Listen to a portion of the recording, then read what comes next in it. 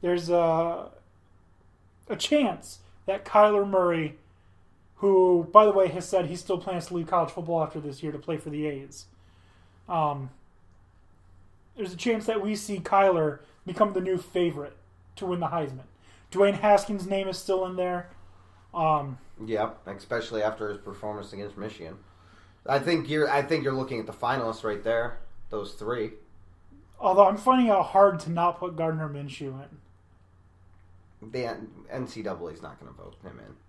He's not a moneymaker. No, that's not what they're going Unless for. they can market the mustache. Yeah, I mean, that's great that I'm happy that he's had such a great season, but let's be real. This is as much of literally an award show than anything else. And show being the key word there, they're going to bring the people that are going to bring in the most views.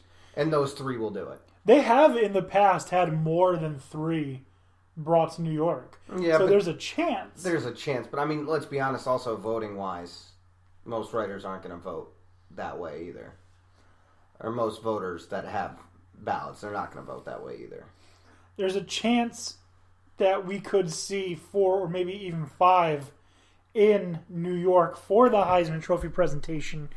Throw in Gardner Minshew. And I've been hearing Travis Etienne's name being talked about a lot as being a workhorse for Clemson.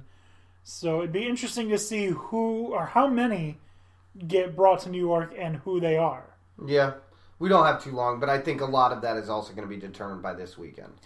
Which, again, circles back to Kyler Murray. Uh-huh. How does he perform? Because his numbers are just incredible. Listen to this. 3,674 yards. That's just passing. 37 touchdowns, 7 interceptions. Again, that is just passing. And I don't see anything changing against Texas.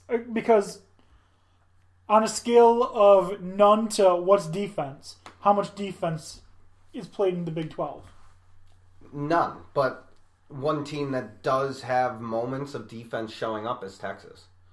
And that, to me, that's going to be the difference. If one team decides they want to play defense for 4 straight quarters, that team will win this game. Honestly, Actually, to be honest, it probably only needs a half. Not even a half. Just 1 quarter and a timely stop. Yeah, which is what we saw last year when Iowa State beat Oklahoma. Their defense only showed up for the 4th quarter, and they beat Oklahoma. Yeah, I think that this is going to be a close game. Most of Texas's games and most of Oklahoma's games has gone down to the scores not being blowouts. They've been close. And I was having an argument with someone in a Facebook group about this exact topic because he said, and I'm glad you're sitting, that the Big 12 is a better conference than the Big 10. He's an idiot. He's a moron. Can we agree, though, that this year the SEC is by far the best? Well, yeah. Not even close this year. I don't disagree that this year that it's definitely been that way. This has also been a down year for the Big Ten performance-wise, whereas I do believe that most of the Big Ten top to bottom is better than the SEC most of the time. That being said, the SEC this year, like every year, is very top-heavy. Yeah, I mean, I don't know. This year, Mississippi State is solid. Florida's playing well again. Yeah, there are teams that are playing better than I thought they would, and it's more diverse this year in the SEC than it normally is, because the SEC is typically very top-heavy. They are, and specifically in the East. Yeah, but the Big 12, that's just a foolish argument. It's not. You can't sit there and tell me that it is one of the top 2 conferences in NCAA football when you don't play half of the game.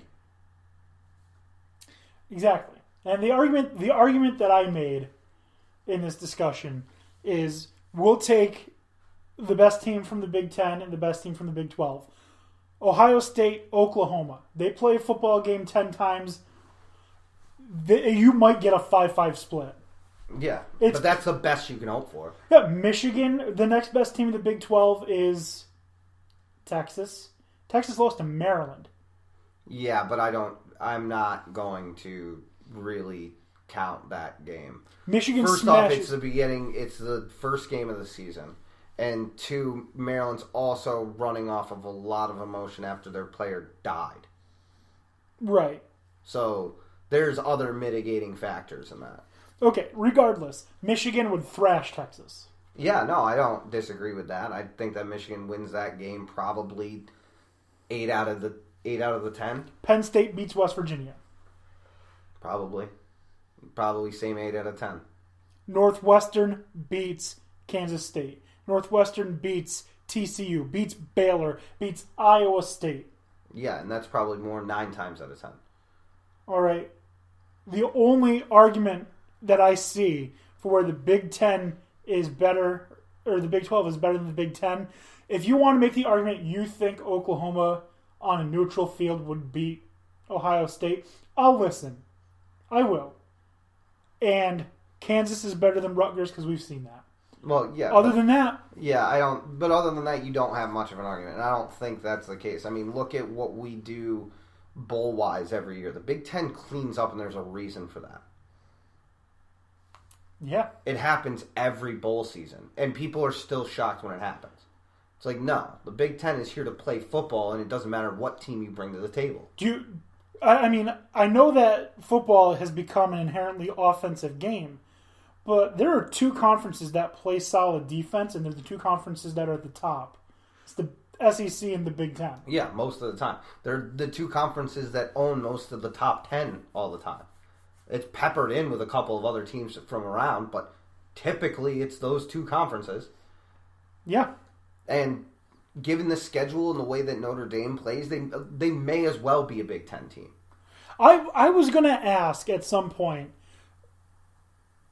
should Notre Dame join a conference? Which conference should it be? The obvious answer is the ACC, but they're already saturated with teams. The Big Ten has 14 teams. They already are saturated with teams. So what would make the most sense for Notre Dame? The Big 12. No, I don't like them playing the Big 12. It's just not a good look for them. Someone's got to play defense. Yeah, but then they'll get away from it and they won't anymore. Like I don't see that as plausible. I'd kick out Rutgers and just take them. But then you've also got teams that have been flirting with, being brought up to a bigger conference. Central Michigan's been pretty successful lately.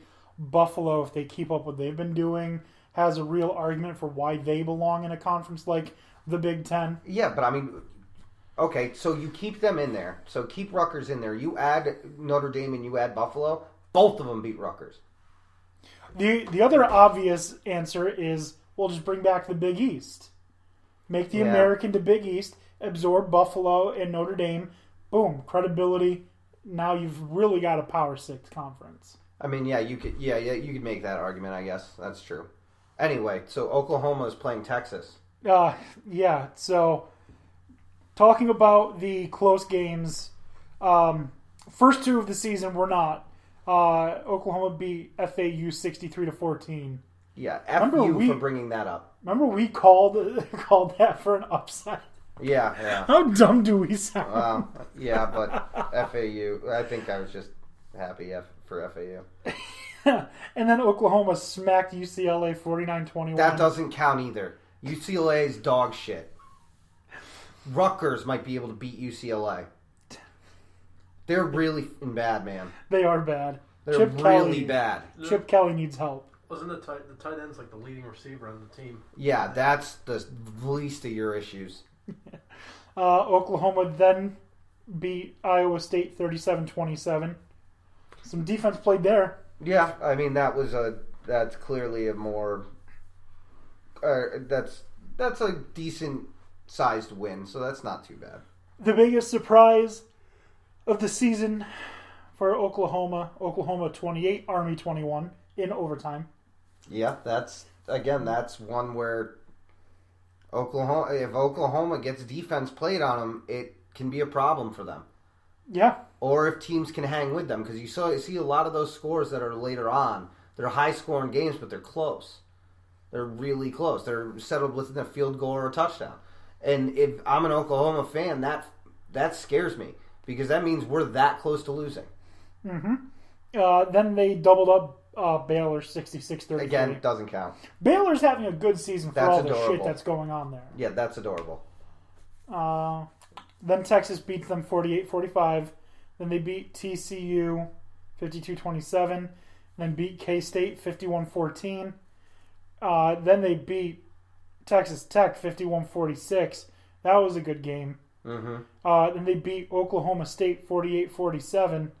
55-40 over Kansas. 59-56 over West Virginia last week. And then now this brings us to Texas, Oklahoma being a 7.5 point favorite. The way that the trend is going, I would take Texas in the points. I was gonna say, I know that things are different now from when they played, but how can you give a team a 7.5 point favorite over a team that beat them earlier in the year? At a neutral site. And this will be a neutral site as well. So, good question. Very good question. But I don't work in Vegas, so I can't help you. And it is at AT&T Stadium again. Yeah. Yeah. So I expect this one to be a close game. I actually expect this to be a game that the winner is going to be whoever gets the ball last. I think Texas can win it. I don't think they will, but I think Texas can win it. Like I said, this is less than a touchdown at most, and it may come down to whoever gets the ball last. Whoever gets to be able to be in the position to control their destiny. Right. So let's go through Texas really quickly. Texas lost 34-29 to Maryland. Then they beat Tulsa by 7, beat USC by 23. That was their big win at the time over number 22 USC. Then they beat number 17 TCU 31-16. And then a close one against Kansas State in Manhattan. Then they beat Oklahoma 48-45. Baylor takes them to the end of the game. They end up beating Baylor 23-17. Oklahoma State beats Texas 38-35. And then the very next week, West Virginia kills their playoff hopes 42-41. Then they beat Texas Tech by a touchdown, Iowa State by 2 touchdowns, and then Kansas by a touchdown. And then again, that brings us to Texas-Oklahoma. So, what does Texas need to do to beat Oklahoma? Just one stop. Play defense and score more points. I mean, to score more points. Thank you, John Madden. You're welcome. Literally, one stop would probably make the difference in this game. Play some defense. And what does Oklahoma have to do to win this game? Hope that no one plays defense. Hopefully no defense is played. And they can just keep running up the score as high as possible. Because I think Oklahoma has a better chance of putting up way more points than Texas does. But if Texas plays defense, even for a quarter, they can win the game. Yeah, I mean, Kyler Murray was outplayed in the first game. Ellinger, 314 yards, 24 of 35 passing, 2 touchdowns. Murray, 19 of 26, 304 yards, 4 touchdowns, 1 interception. Mm-hmm.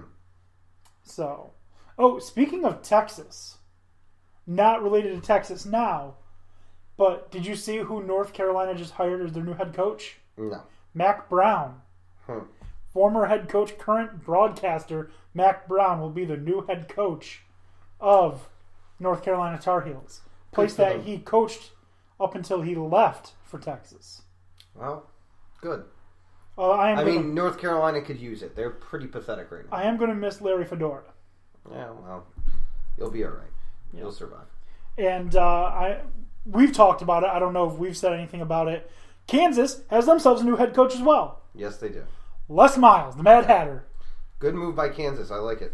It's going to mean absolutely nothing, though. I like it because, I mean, you're seeing these basketball schools taking football more seriously. And if Kansas wants to try